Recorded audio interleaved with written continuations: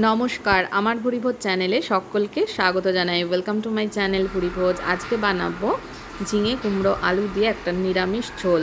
তার জন্য কড়াইতে প্রথমে সর্ষের তেল গরম করে এর মধ্যে ফোড়নে দিয়ে দেব পাঁচ ফোড়নটা ভালো করে একটু ভেজে নেব।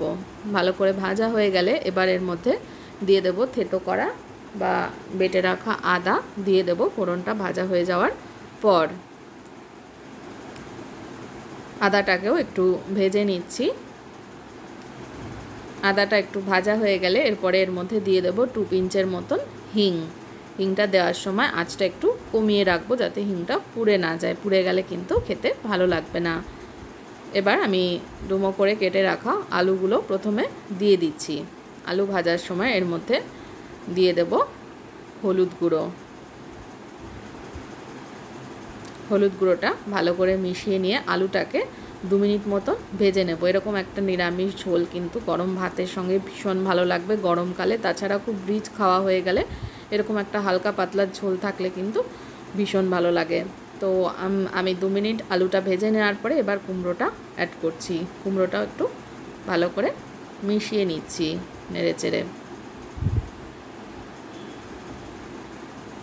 5 ফোড়ন, আদা বাটা, হিং এগুলোর একটা স্পেশাল ফ্লেভার তো থাকবেই। তাছাড়া আমি এর মধ্যে আরও একটা মশলা অ্যাড করব যেটা দিলে কিন্তু এর স্বাদ আরও দ্বিগুণ বেড়ে যাবে। এবার আমি এর মধ্যে দিয়ে দিচ্ছি ঝিঙেটাকেও ভালো করে মিক্সড করে নেব। মিক্সড করে নিয়ে সমস্ত সবজিকে ভেজে নিতে হবে ভালোভাবে। এবার এর মধ্যে দিয়ে দিচ্ছি ঝিঙেটা 2 মিনিট মতো নেড়ে ছেড়ে নেওয়ার পরে নুন দিয়ে দিলাম। নুনটা ভালো করে মিশিয়ে নেব। নুনটা ভালো করে মেশানো হয়ে গেলে যতক্ষণ ভাজা হচ্ছে ততক্ষণ আমি এর মধ্যে 1 চামচ মতো মৌরি গুঁড়ো করে নেব। মৌরির গুঁড়ো কিন্তু আমাদের পেট ঠান্ডা রাখে। শরীরের পক্ষে মৌরি খাওয়া ভীষণই ভালো, আমাদের হজমে সাহায্য করবে। দেখুন ভালোভাবে কিন্তু ঝিঙে, আলু, কুমড়ো এটা ভেজে নিয়েছি। খুব ভালো করে ভাজা হয়ে যাওয়ার পরে এর মধ্যে দিয়ে দেবো খানিকটা জল। যেহেতু একটা ঝোল তৈরি করব সেই জন্য কিন্তু জলের পরিমাণটা একটু বেশি দিলাম। দিয়ে এবার সমস্ত সবজি খুব ভালো করে সেদ্ধ করে নেব। ঝোলটা ভালো করে ফুটে উঠলে এর মধ্যে 4টে চেরা কাঁচা লঙ্কা অ্যাড করে দিলাম। অ্যাড করে ভালোভাবে সেদ্ধ করে নেব। আমি কিন্তু এখানে ভাজা মৌরি না, কাঁচা মৌরিটা গুঁড়ো করে নিচ্ছি। এবার এর মধ্যে দিয়ে দিচ্ছি একটু সামান্য চিনি দেওয়ার পরে আমি এর মধ্যে মৌরি গুঁড়োটা দিয়ে দিলাম।